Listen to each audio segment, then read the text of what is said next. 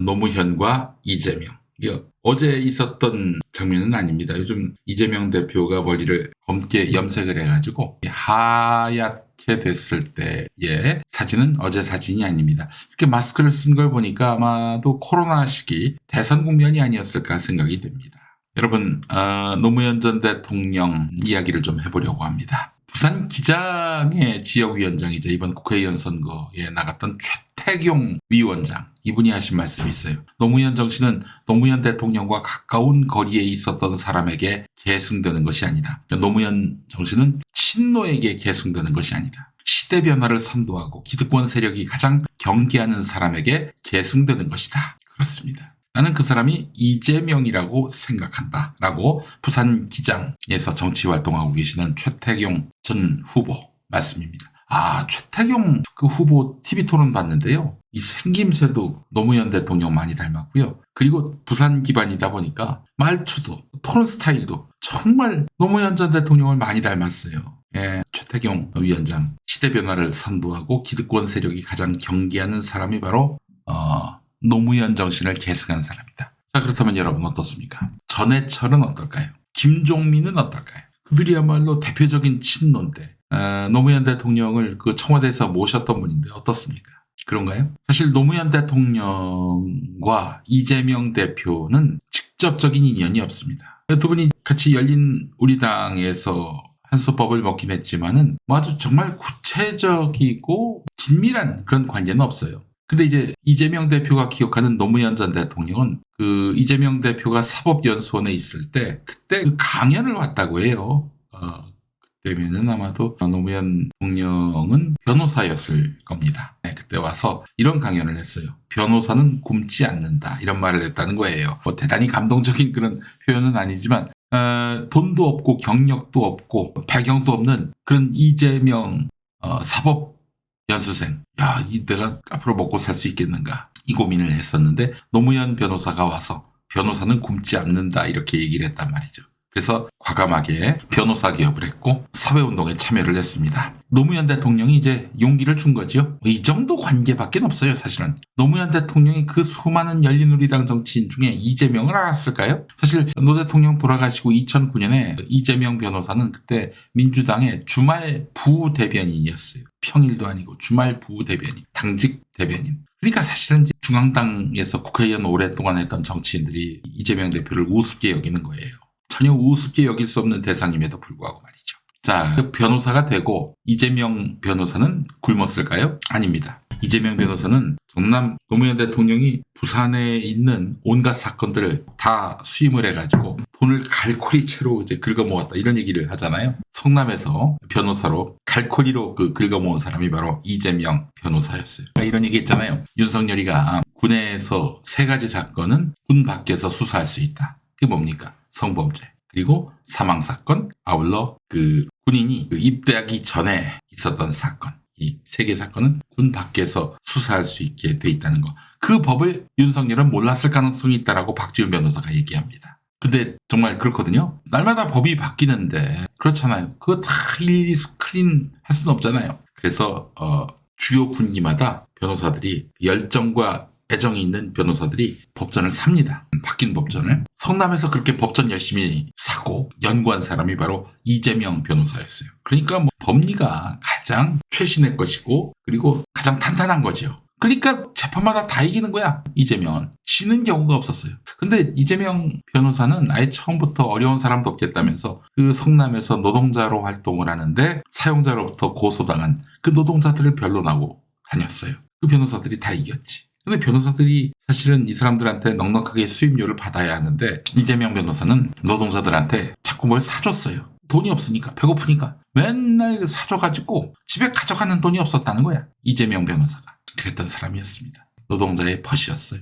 불우하고 가난한 노동자의 벗 이재명. 노무현도 그랬죠. 불우하고 그리고 힘없는 민주화 운동하는 학생들. 그 학생들에게 영웅이었습니다. 노무현은. 이재명 변호사는 그래서 어떤 경우도 있었느냐. 1심에서 이겼어요. 사용자를 이겼어. 노동자 편에 서서. 그 사용자가 이제 항소심을 걸었단 말이에요. 1심을 불복하고 이제 2심에 이제 갔는데 이재명 변호사를 찾아와서 자기를 1심에서 지게 만든 이재명 변호사 찾아와가지고 저기 내 재판 좀 수임해달라. 그러니까 1심에서 그 반대편이었는데 2심 와가지고는 내 편이 돼달라. 이럴 정도로 정말 이재명 변호사의 실력은 하늘을 찔렀어요. 굶지 않은 정도가 아니라 이재명은 성남에서 정말 스타급 변호사였습니다. 사실 정치 1도 할 생각이 없었는데 노무현 대통령이 되고 나서 노무현 대통령이 정치개혁, 선거개혁을 하니까 그럼 나 같은 사람도 기회가 있겠구나 싶어서 이제 정계에 입문하게 됩니다. 네, 물론 이재명 대표는 사실 안희정, 이광재, 유시민 이런 사람들하고 결이 달랐죠. 이른바 친노가 아니었습니다. 주로 같이 정치 활동을 했던 사람이 정동영이었어요. 그래서 정동영계의 무슨 모임 영상을 보면은 휙 지나갔는데도 보여요. 이재명 대표가. 네. 근데 이제 사실은 노무현 대통령하고 무슨 노무현 대통령을 상대로 공격하거나 비난하거나 이런 건 없었는데 다만 친노계와는 불화가 많았습니다. 정동영계니까. 그때 이제 19대 대선 경선 때 그때 문재인, 안희정 이런 분들하고 같이 경선을 치렀잖아요. 이재명 대표가 정치적 유산을 이용해서 정치하고 싶지 않다면서 친노였던 문재인, 안희정 이 두 분을 우회적으로 비판했습니다. 네. 근데 또 정동영 그분하고 같이 정치적 연을 같이 한다든지 그러진 않았어요. 결국 이재명계는 이재명 혼자뿐이었습니다. 네, 정동영계로 더 이상 불리기 어려웠어요. 특히 2009년 노무현 대통령 돌아가신 이후로 2010년 지방선거 있었죠. 이재명 대표는 성남시장 후보로 나가서 당선이 됐습니다. 당선이 되고 막 그냥 거침없는 개혁 행보를 했단 말이에요. 그래서 인기가 많아지니까 이재명 성남시장 노무현 대통령과 관련해서 이런 언급을 합니다. 내가 노무현 대통령을 보면서 타산지석으로 배운 게 있다. 노무현 대통령은 너무 착해서 상대 진영도 나처럼 인간이겠거니 하며 믿었다. 그러나 그들은 인간이 아니다. 어설픈 관용과 용서는 참극을 부른다. 와, 정말 이건 지금도 회자되고 있는 그런 이야기입니다. 그래서 우리가 또 이재명에게 기대하는 거 아니에요? 저는 결론적으로 말하자면 이재명 대표는 훨씬 싸움을 잘하는, 훨씬 스마트한 노무현이다. 이렇게 얘기하고 싶습니다. 명계남 선생 아시죠? 영화배우. 그 명계남 선생님이 연세대 신학과를 나오셨고 언젠가는 한 번 제가 벙커원교회에서 설교를 하는데 그 뒤에서 앉아서 들으시더라고. 이거 얼마나 부담이 되는지 몰라요.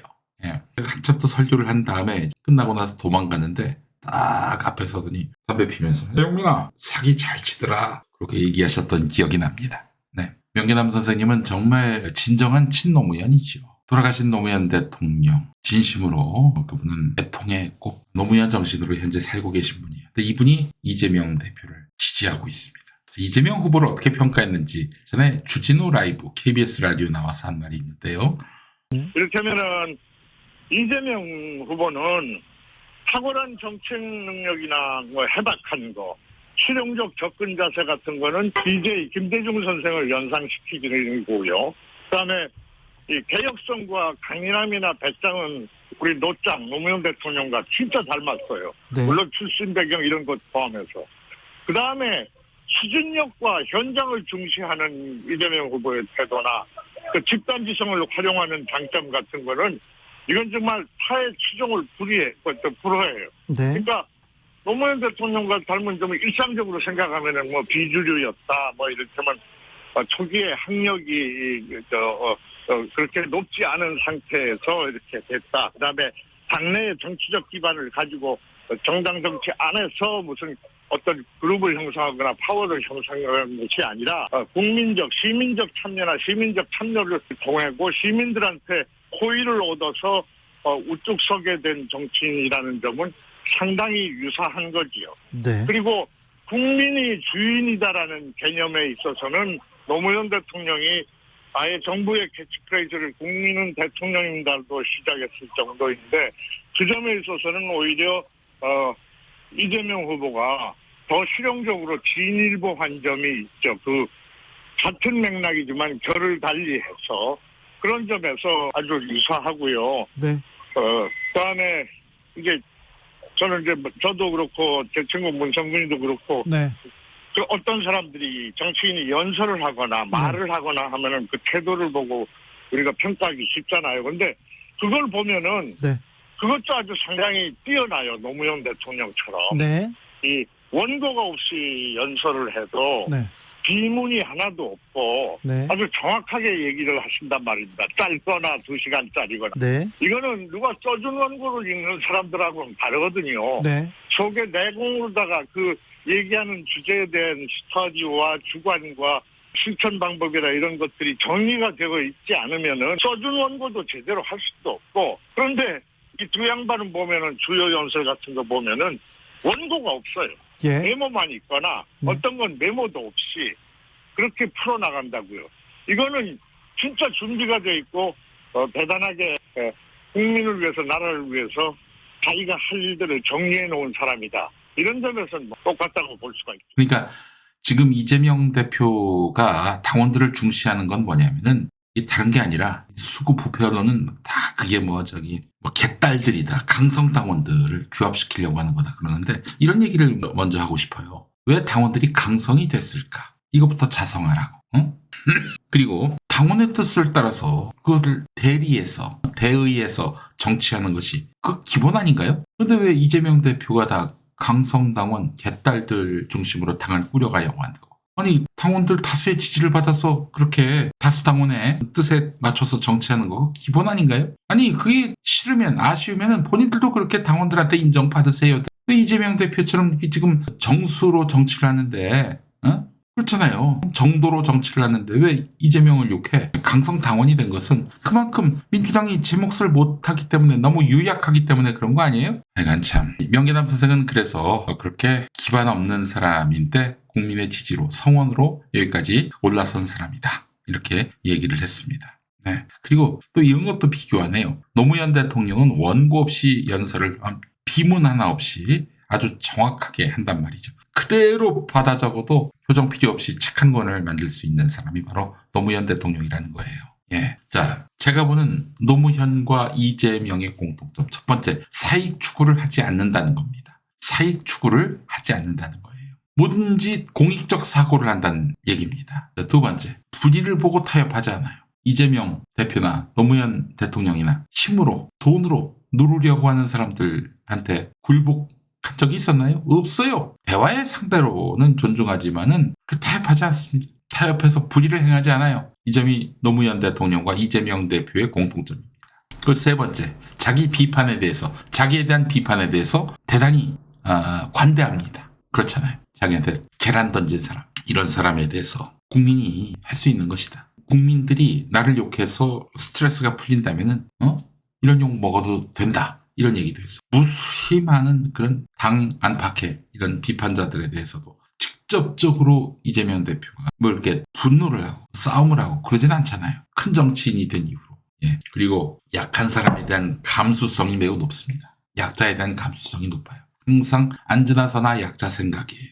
그리고 왜 정치해야 하는지 그 철학이 분명합니다. 여러분, 김태형 소장님이 늘 하시는 말씀이 있잖아요. 자기가 왜 정치를 해야 되는지 그거에 대한 철학이 없는 사람들. 내가 대통령을 하면은 멋있어 보이니까. 그게 집권하려는 이유인 정치인들이 많다는 거예요. 대표적으로 이낙엽 씨. 그리고 일단 그를 싫어하는 사람도 있지만은 아는 사람들에게 있어서는 너무너무 사랑을 많이 받는 정치인이라는 점. 사익 추구하지 않는다. 불의와 타협하지 않는다. 약한 사람에 대한 감수성이 높다. 자기 욕하는 사람에 대해서 관대하다. 왜 정치해야 하는지 철학이 분명하다. 국민의 그런 사랑. 노무현 대통령 돌아가셨을 때 노무현 대통령은 전설이 됐어요. 전설이. 이게 노무현 대통령과 이재명 대표의 공통점이라 할 수 있겠고요. 자, 이재명 대표에게만 있는 것을 보면 어떤 게 있을까? 노무현 대통령은 천성적으로 싸움을 별로 좋아하지 않는 분이고요.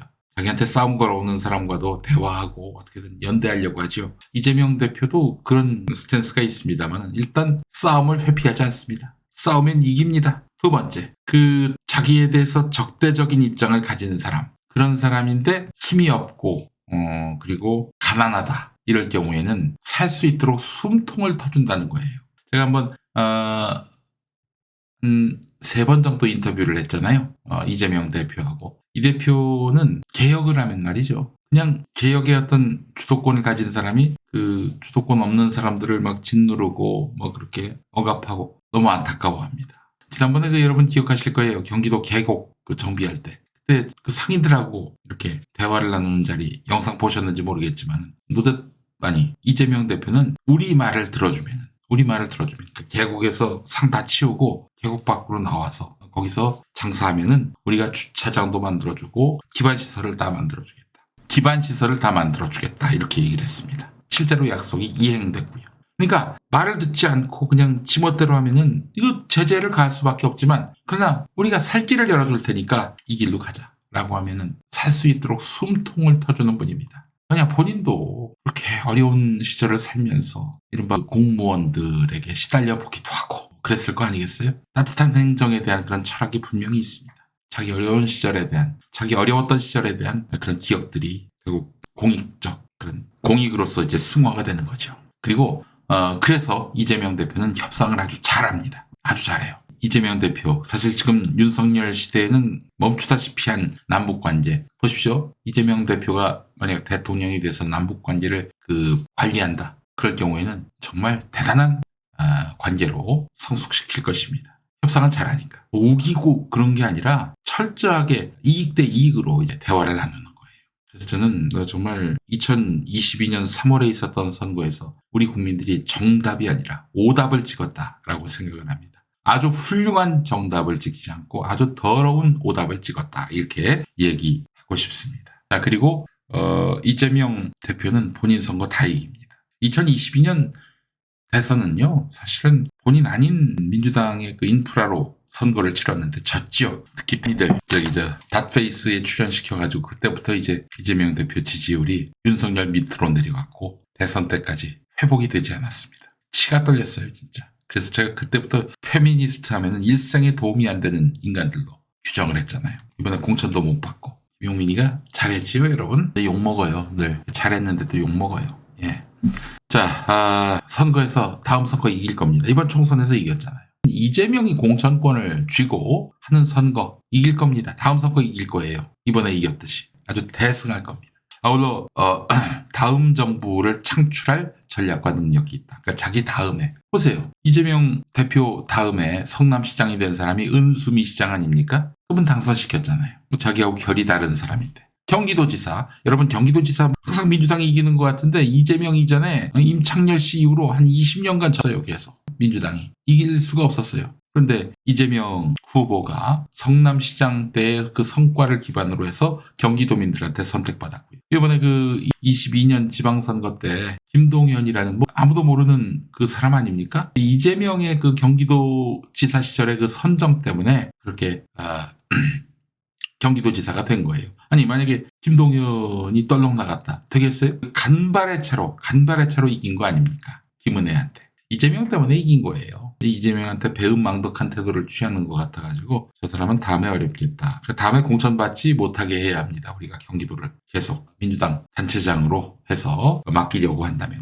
사람은 의리가 있어야 되는 거예요. 적어도 김동연은 이재명을 비판하거나 견제할 수가 없는 존재입니다. 여러분, 그래서 저는 이 시기에 참 노무현과 닮은 사람은 이재명이다라는 생각을 합니다.